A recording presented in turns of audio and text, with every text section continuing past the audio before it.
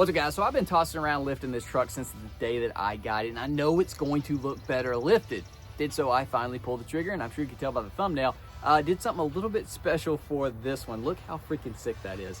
I'm absolutely stoked. This thing is about to be big. It's gonna look so freaking good, and then of course we're gonna get some crazy setup on it. But for now, let's go ahead and get it in the shop, get started.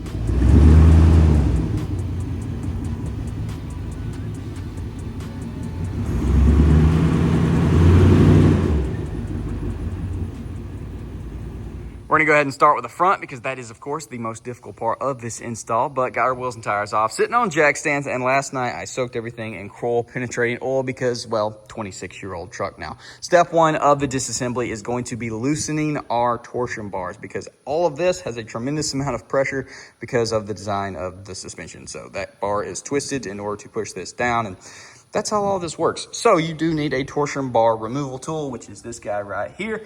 And it's basically just gonna push the key up, and then you're gonna remove the bolt, and then you're gonna remove the tool, and then that key is gonna come out, and everything will be nice and free up here. There's gonna be a little dimple right here. That's where the screw head goes into, and then on top of this cross member, there's a hole. You want your tool to go into that. Now on the passenger side, you're gonna have to finagle the exhaust out of the way, but you can make it happen, just push up on it. Now in my case, this tool takes a 1 1/16, so we're just gonna go ahead and get it into that dimple and just tighten her down until we see the bolt and the little cross pin get loose.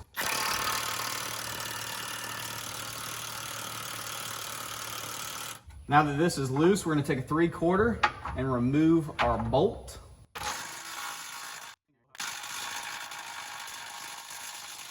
Now yours, probably just like mine, is nice and rusty and does not want to come out. Take this crossover thing out. Once again, don't stick your finger in there because this has got all the pressure held up and it's even tighter than normal. So now just go ahead and back this out and drop the key down. Everything will be loose. See that? That's what you don't want getting a hold of your finger. That would be a real bad day. Let's go ahead and remove our tie rod using a 3/4.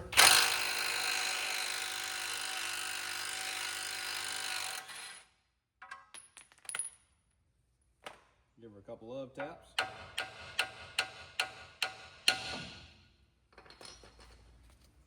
Put that back on there so we don't lose it. Now we're gonna go ahead and pop this top flap free, give us better access to the upper control arms.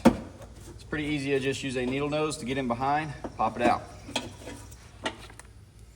Try to pop the Christmas tree out of the frame without breaking it. Now we got two 13 mils. I guess you really don't need to remove this guy. You can just take the hose off of it, same as these up here. Just pop them free, get that out of the way. Now we can remove, I think, our sway bar end link next. 9/16 in my case.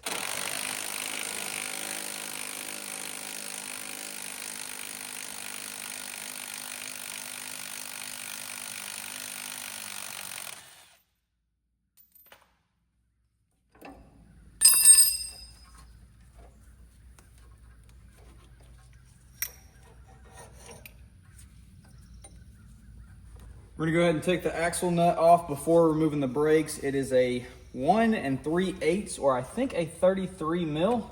Might wanna pop this guy loose before you take your tie rod off. Make it a little easier to hold it in place. Get your washer off as well. I know y'all can't see it very good, but to get the brakes off, we're gonna use a 3/8 Allen. And this might be fun, just do not strip it. Now we're gonna loosen our upper and lower control arm. It's a 1 1/16. I've already broken them free. It can be a little bit fun, and my cotter pins were so rusted that I basically just had to clip them off on both ends and twist this guy, and it snapped them off because they were just brutal as can be. So yours might be the same way, maybe not. Now always take the nuts completely off and then thread them back on, because if you don't and there's still a lot of tightness to them and you pop this ball joint free, there's a good chance the ball joint is going to spin within that and not allow you to take that off, and then it's gonna be a whole thing. So just take the nut all the way off, then put it back on so that once we pop this free, it doesn't all come crashing to the floor.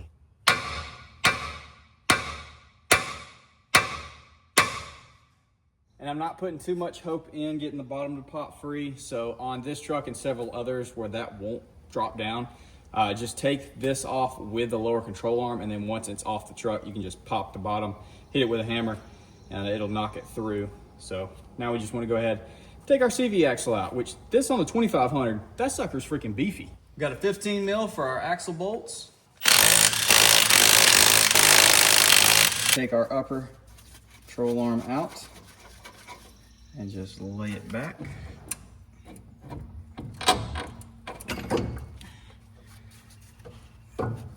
Might have to tap the outside with a hammer. Get her started to come out.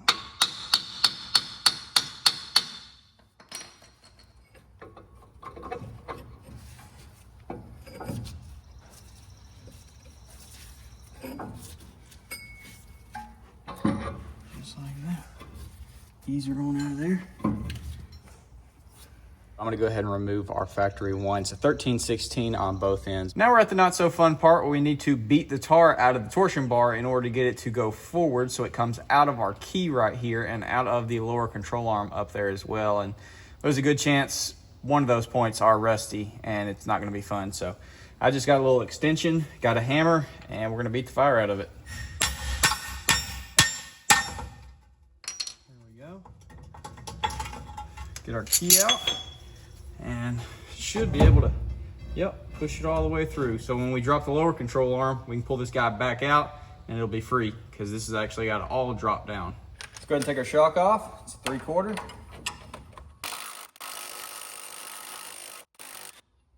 And I do have the lower control arm supported with jack just so that I can disassemble this guy and not have it in a bind. Holy crap. That bolt was so incredibly rusted on there. Absolute nightmare, but finally got her out. Some dirt dauber friends in there. So it's 15/16 for the lower control arm bolts, and I just found a prime example of engineers versus mechanics because the back lower control arm bolt can't come out because it's hitting the differential.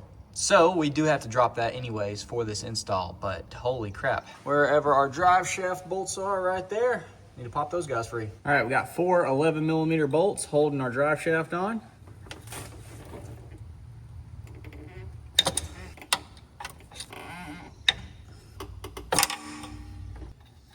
Now that we got those undone, we should be able to use a flathead and just pry her back. And we'll be able to just drop it out of the way. Careful not to let the caps pop loose and lose all your bearings. Over here on the driver's side, you want to reach up in here, grab this vent tube and just gently wiggle it and pull it straight out. Pop that guy free.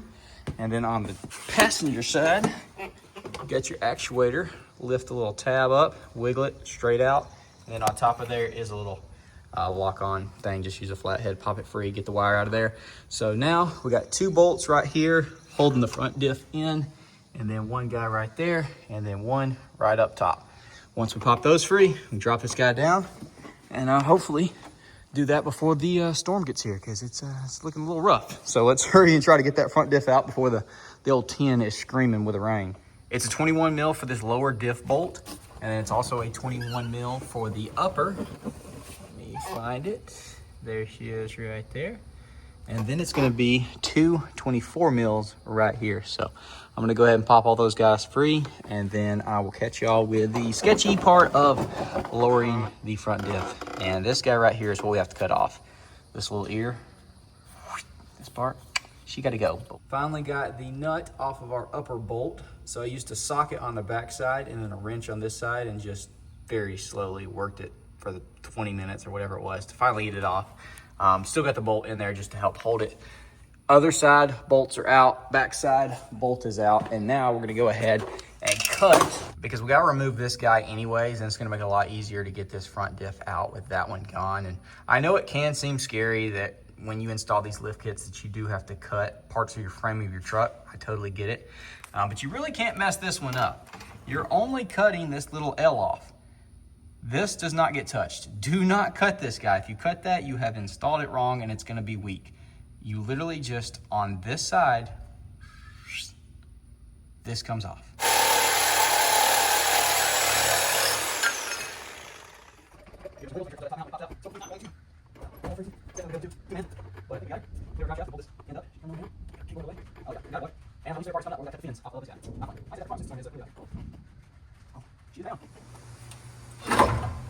There it is. Now, let's just work this guy out.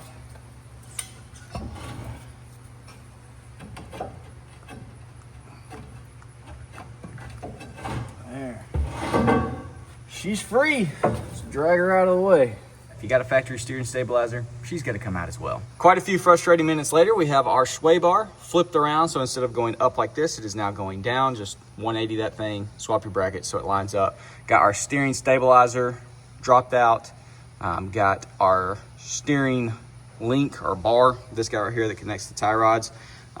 Both sides are pretty forced on there and possibly have never been removed. So you're gonna have to have some kind of puller tool. I'll have a link to this kit that I have in the description. I was able to get both sides off with this, but you're gonna have to freaking ugga-dugga the crap out of this thing and then probably smack the end with a hammer and then it will come crashing out of there. So do be careful, but you're gonna have to have that tool.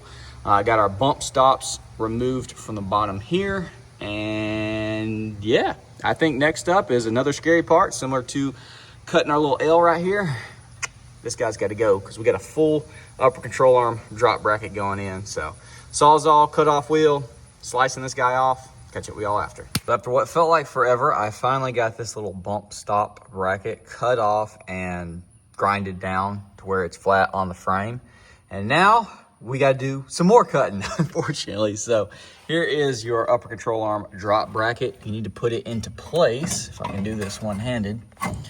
And we're gonna be notching that guy right there, the back side of the lower control arm, which is where our lift drop bracket, the rear one, is gonna go in.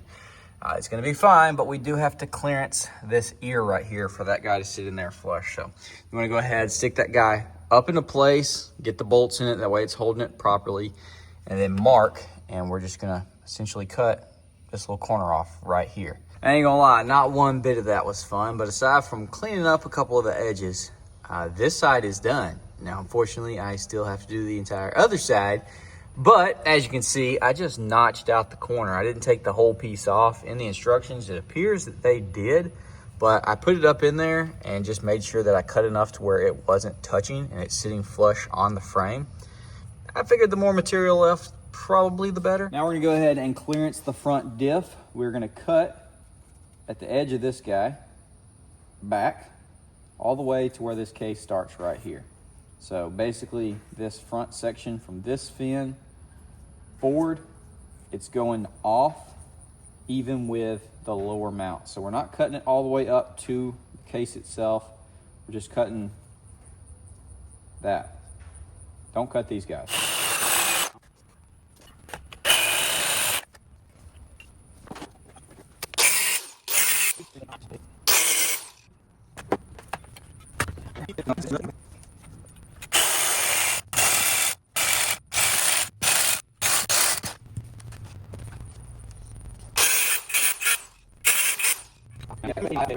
I didn't go all the way to the case just to be a little careful. These blades cut off wheel, yeah, it cuts through it pretty quick. Future Chase here, you do in fact need to cut more, so I have gone back and trimmed this much all the way back to the third fin, almost smooth with the case, which I might have to go back and trim some more, but I'm hoping this is enough because I'd rather not do enough and then have to retrim it than do too much and mess up the front differential by going through too far. So yeah, this should be good, but definitely a lot more than what I originally did. So back to the regular schedule program. Let's get this thing in. Once you've cut everything and ensured your clearances are good, we're gonna go ahead and install our supplied upper control arm drop bolts with a square washer on each end, this side and this side.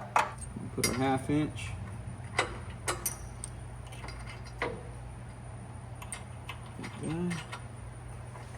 And then up here, we're gonna drill a hole with a 17/32.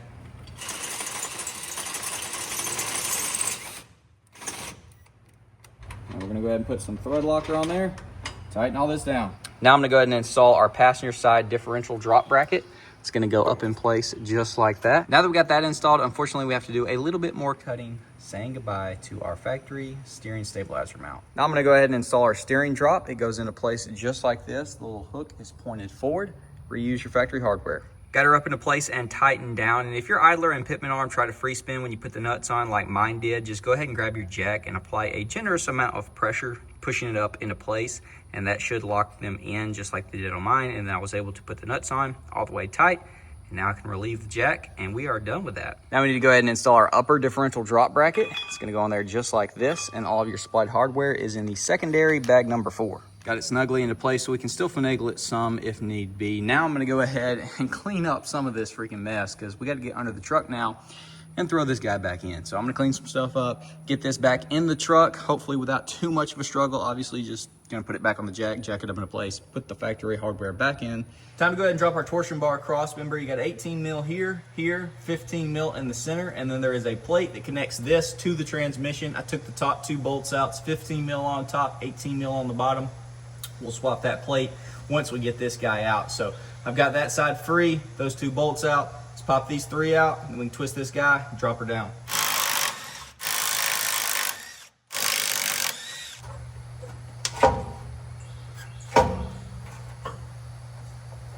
So I got the front cross member and the torsion bar drop brackets done in this super chrome powder coat. Now, of course, it's not as mirror finish as true chrome, but no one around me does that. And if you send it off, it's very expensive, obviously heavy parts as well. So I just decided to go ahead and give the old powder coat a shot. And there really wasn't any other options for colors that I thought would look good on the old man tan, but obviously our accent is chrome, and we already know chrome looks incredible on lift kits. And these right here are actually one thing that I wish I'd optioned on the Duramax. I've always wished that I had the chrome torsion bar drop brackets, but it was like an additional 500 bucks on the cost of a $5,000 lift kit. And so at the time I could not wing it. So we got the old standard black one. I'm gonna go ahead and get all of this thrown back together very, very carefully because I do not want to drop this or hit it on anything. And it's simple. It just goes back in the exact same way you took it out. There's just a drop bracket there now. And then you add that plate right there instead of the original, which is that guy right there, which is shorter. So that bolts to the frame. Then that guy bolts on the inside of this.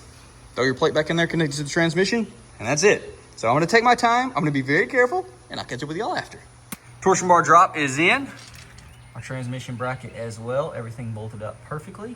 Took my time, went nice and slow, did not ding our powder coat, so we're good to go there. We'll obviously put the torsion bars in as we put the lower control arms on.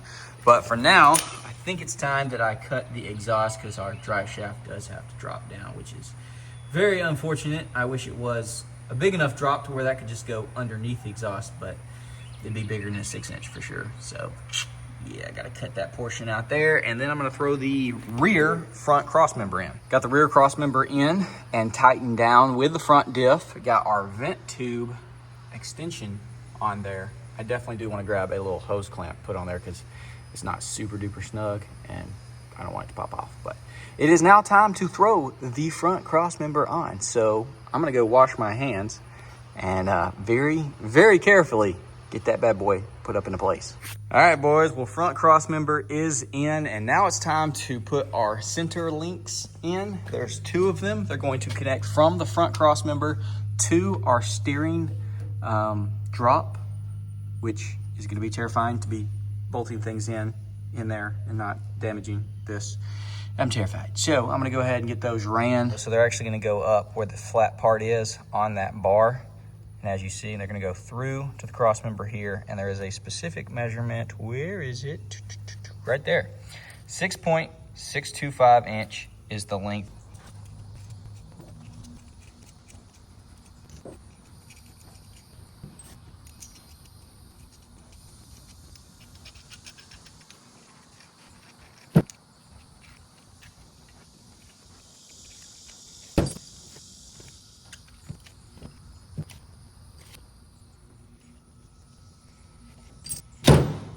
Got our little links in. I did have to drop the front cross member on each side to get the bolts in because they showed in the instructions going down. So I just swung it down, put the bolt in, swung it back up, no big deal. Got the front cross member tightened into place.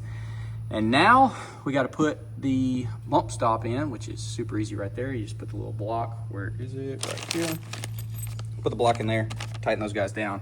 And then it's just a matter of throwing everything back in here. Lower control arms, spindle, upper control arms, and I still do have to cut the exhaust and attach the drive shaft. But y'all already saw me take it apart, so I don't feel like I need to show you putting it back together. It's just as simple as it was coming out, just going back in. It's always the little bull crap that costs you so much time. That lower ball joint is completely shot.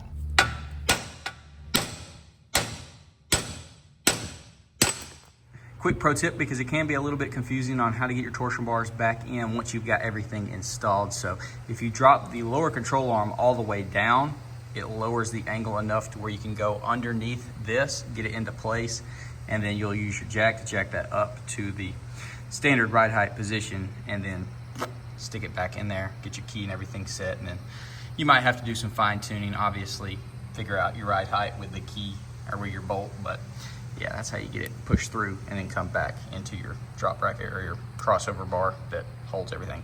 Yeah, you get it. All right, boys, let's get this ball joint in there.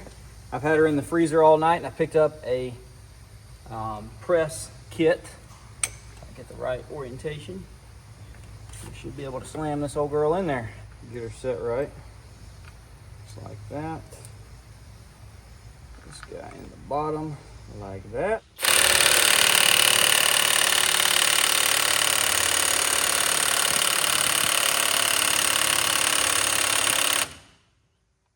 No, there's no shot my battery just went dead. It freaking did. Are you kidding me?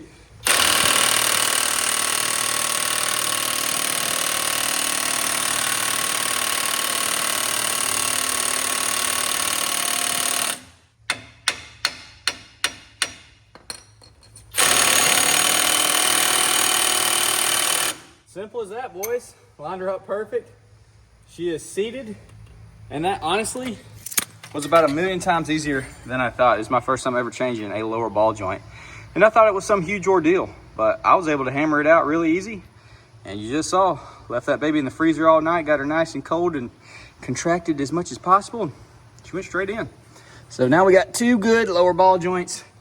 Unfortunately, the upper control arms that I ordered, as you see there, I guess they're for 1500s instead of 2500s because they are not wide enough apart. So we're gonna be using the original uppers for now. We'll get those swapped out later. But I'm glad we got that freaking done. So now I'm gonna go ahead and get everything buttoned up. Oh, I did cut our exhaust. It's gonna be kind of a nightmare. It's like over 3 or 3.5 inch pipe right there to right there, and it's directly in line. So it's probably just gonna be open header for the foreseeable future until we get to the exhaust shop. I had the Vertex coilovers on Big Betty. Absolutely love those things. They look incredible. And this is just another step up from Rough Country, dude. This looks so freaking good. Super high quality. This looks just as good, if not better, than any of your Bilsteins or Fox or anything, dude. These things are freaking awesome looking. I am stoked for that. Super freaking clean. So I'm gonna go ahead and get these babies thrown in, and then we're finally gonna get started on the rear. All right, boys, she is officially sitting on her own weight. Front lift kit is like 95% done. A few loose ends to button up, a couple parts that we're gonna have to order in. Following video, we'll address all of that. Of course, we can't do the full reveal yet, but I will give you a little fender. Quite a bit more than before. Now going here to the rear, this is our lift for the rear. Just a basic, simple lift block. 5-inch block. So this is going to hopefully bring the truck up only 5 inches. It could end up being more, kind of like a leveling kit. Sometimes the actual size of the spacer does not translate exact size of the lift. Anyways, lift block, rear shocks, swapping the old Bilsteins out for the V2s, which look absolutely glorious. They look really good on the front as well. New U-bolts, all of our hardware. Thankfully going to be throwing away all of our stock stuff because mine is horrible. Holy freaking rust bucket. Scaling, horrible. Also ran out of Kroll oil. Had to use PB Blaster, and I'm hoping it gets the job done.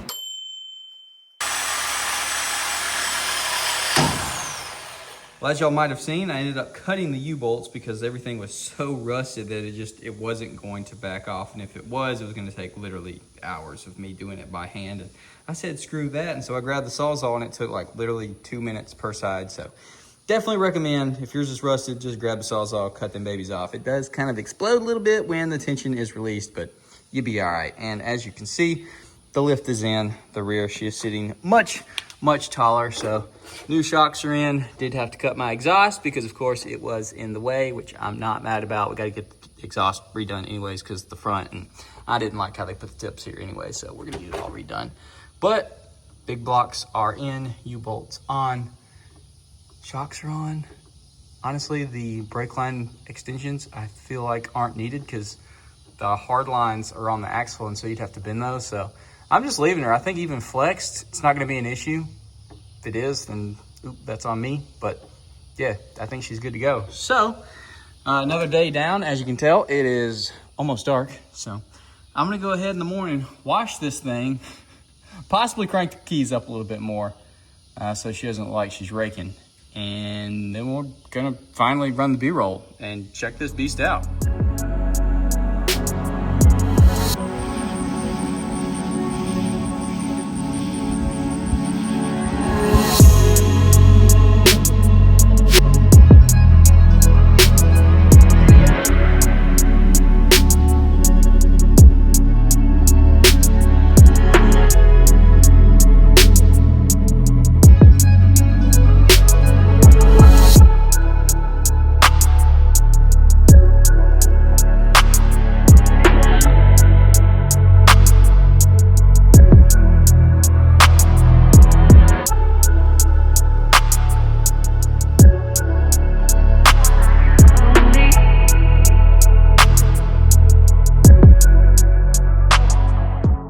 Alright guys, well there she is. Definitely drop a comment. Let me know what you think about the new look on the old crew cab OBS. Now rocking the super chrome powder coated 6-inch lift from Rough Country. She is definitely sitting tall, and I think it looks really, really good, but she does have a couple awkward angles for sure. So to me, if you cover that up right there, that looks absolutely incredible. But then, oh gosh, it needs a wide setup, whether that's modern or old school. We're going to try both, of course. Speaking of trying both, if you're a marketplace addicted person like myself and you see a set of old school wides anywhere around Alabama with some Graps, TSLs, Swampers, Boggers, TSLs are Swampers, so are Boggers. What?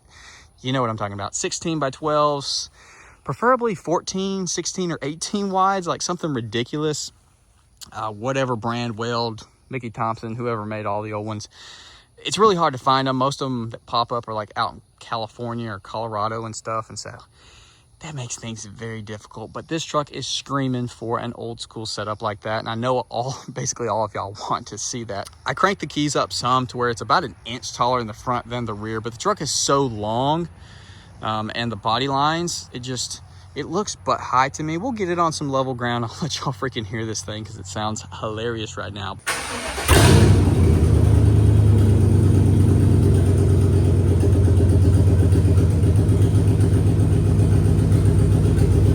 Obviously not done. We've got new upper control arms to come in that hopefully are the correct size. We have new tie rods, which is the reason why I didn't leave the farm with this thing to go get B-roll. They were just so rusted when I took them off that they will not thread back on without the ball joints spinning, the little tie rod joints, whatever. That's a ball joint, right? Kinda, whatever the case. It's spinning even if I hold pressure on it because the threads are goobered up. So got new ones coming. We'll get those swapped out with the uppers, and we'll just have to see. We'll play around with it, but she definitely does need some new wheels and tires. And if I'm being honest, as far as the looks go, I am super pleased with the Super Chrome. I think it looks really, really good. And we're, of course, going to get a lower valance. I've seen a bunch of y'all comment. I think I already bought one back when I bought this truck, but I haven't put it on. Definitely think that will clean it up a lot. But I think the old Rough Country is looking right, but I would not recommend the Super Chrome. I'll be completely honest. It is extremely brittle or fragile even. Like, it didn't crack when I did any of the bolts, but you can rub a rag across it and scuff it up.